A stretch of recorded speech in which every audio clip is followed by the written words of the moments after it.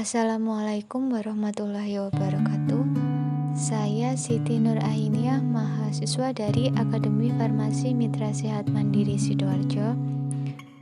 Di sini saya akan sedikit mereview jurnal karya tulis ilmiah yang berjudul Evaluasi Penggunaan Obat Golongan PPI atau Proton Pump Inhibitor pada penderita GERD atau Gastroesophageal Reflux Disease rawat inap di RSUD Kota Madiun, yang ditulis oleh Ristia Imro'atus Sholihah, Program Studi D3 Farmasi Stikes Bakti Husada Mulia Madiun pada tahun 2019.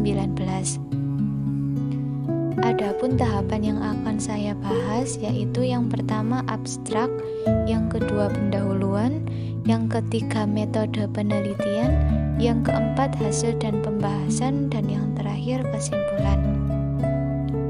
Untuk yang pertama, abstrak. GERD adalah suatu keadaan patologis sebagai akibat reflux isi lambung ke dalam eksofagus dengan berbagai gejala yang timbul akibat keterlibatan eksofagus, faring, laring, dan saluran nafas. Selanjutnya, tujuan dari penelitian ini adalah untuk mengetahui gambaran penggunaan obat golongan PPI pada penyakit GERD di RSUD Kota Madiun dan mengetahui kesesuaian penggunaan obat golongan PPI dengan formularium RSUD Kota Madiun, dan juga untuk mengetahui efektivitas terapi penggunaan obat golongan PPI pada penyakit GERD di RSUD Kota Madiun dengan menggunakan AFLOS atau Average Length of Stay. Dalam penelitian ini menggunakan metode jenis penelitian non-eksperimental deskriptif dengan rancangan penelitian yang dilakukan secara retrospektif karena data yang digunakan tidak diambil pada saat penderita menjalani rawat inap, namun melainkan dari data rekam medis pasien periode tertentu. Dan untuk hasil penelitiannya, berdasarkan lama rawat inap dengan perhitungan AFLOS dari ketiga obat golongan PPI yaitu lansoprazol, omeprazol, dan pantoprazol, telah didapatkan bahwa lansoprazol lebih efektif karena memiliki rawat inap yang lebih singkat dibandingkan dengan obat omeprazol maupun pantoprazol. Selanjutnya, untuk pendahuluan, yang pertama adalah latar belakang. Definisi dari GERD atau Gastroesophageal Reflux Disease adalah suatu keadaan patologis sebagai akibat reflux isi lambung ke dalam eksofagus dengan berbagai gejala yang timbul. Reflux gastroesophageal adalah fenomena biasa yang dapat timbul pada setiap orang sewaktu-waktu. Pada orang normal, reflux ini terjadi pada posisi tegak sewaktu habis makan. Karena sikap posisi tegak tadi dibantu oleh adanya kontraksi otot pada saluran pencernaan, isi lambung yang mengalir ke eksofagus segera kembali ke lambung. Reflux sejenis ini tidak merusak mukosa eksofagus dan tidak menimbulkan keluhan. Keadaan ini dikatakan patologis bila reflux terjadi berulang-ulang dan dalam waktu yang lama. GERD disebabkan oleh proses yang multifaktor. Pada orang dewasa, faktor-faktor yang menurunkan tekanan otot kerongkongan atau sphincter eksofagus sehingga terjadi reflux gastroesophagus antara lain coklat, obat-obatan, alkohol, dan juga rokok. GERD terjadi akibat adanya ketidakseimbangan antara faktor perlindungan sistem pertahanan eksofagus adalah LES atau Lower Esophageal Sphincter, mekanisme bersihan eksofagus, dan epitel eksofagus. Menurut ACG pada tahun 2005 telah mempublikasikan update guidelines for the diagnosis and treatment of gastroesophageal reflux disease. Untuk diagnosis yaitu yang pertama, jika gejala pasien khas untuk GERD tanpa komplikasi, maka terapi empiris atau termasuk modifikasi gaya hidup adalah hal yang tepat. Yang kedua, endoskopi adalah teknik pilihan yang digunakan untuk mengidentifikasi dugaan Barrett's untuk mendiagnosis komplikasi GERD.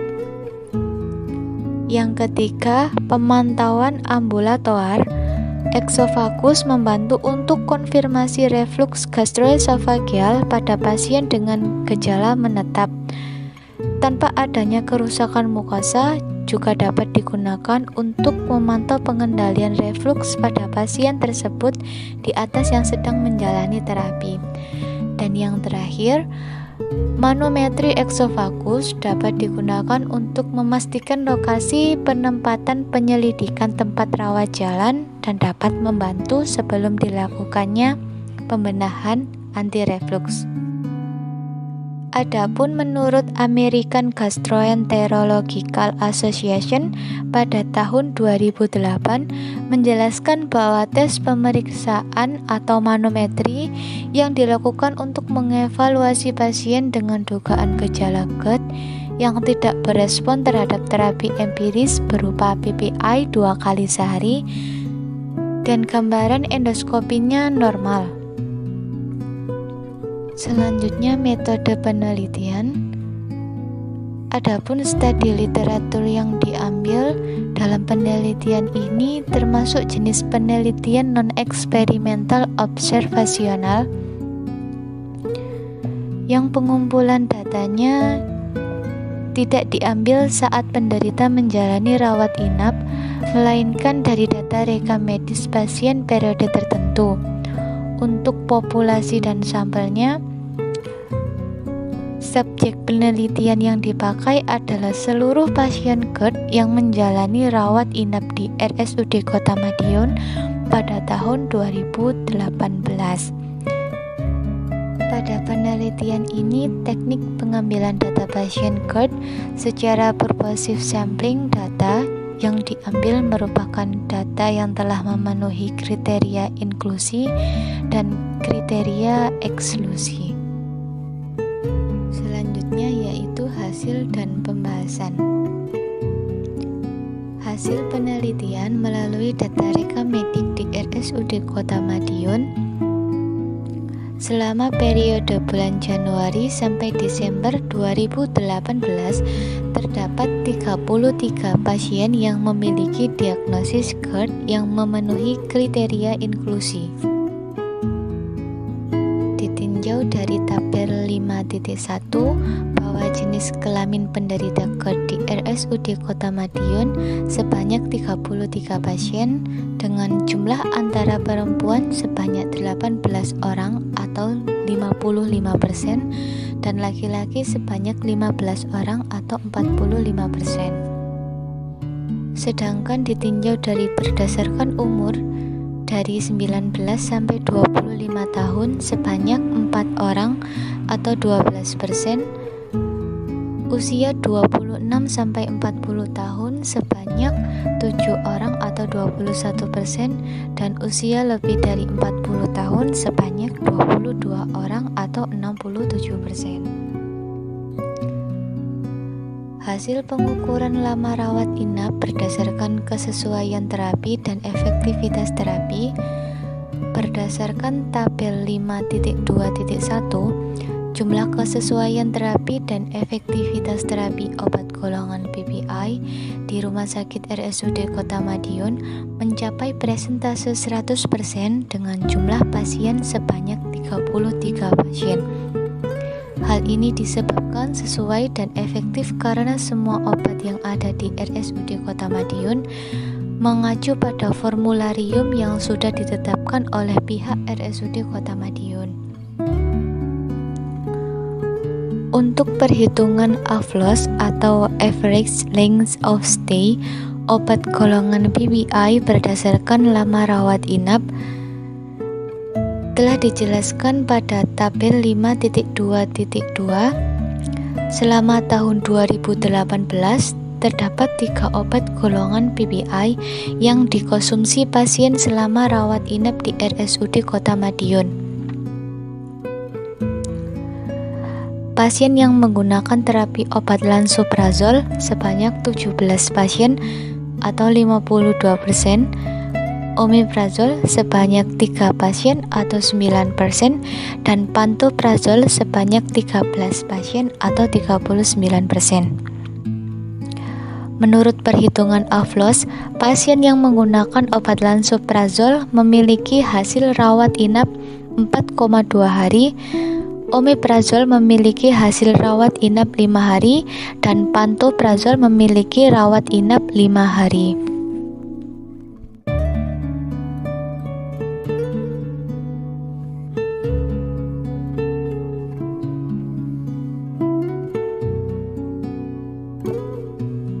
Dan selanjutnya yang terakhir adalah kesimpulan.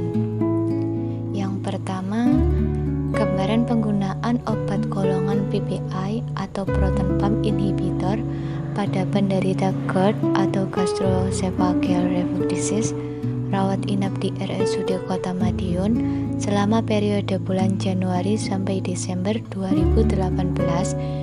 Terdapat 33 pasien dengan obat lansoprazol sebanyak 17 pasien atau 52%, omeprazol sebanyak 3 pasien atau 9%, dan pantoprazol sebanyak 13 pasien atau 39%. Selanjutnya, seluruh pasien GERD yang menjalani rawat inap di RSUD Kota Madiun menerima terapi obat golongan PPI telah efektif ditandai dengan berkurangnya atau menghilangnya keluhan terhadap pasien, dikatakan sembuh oleh dokter.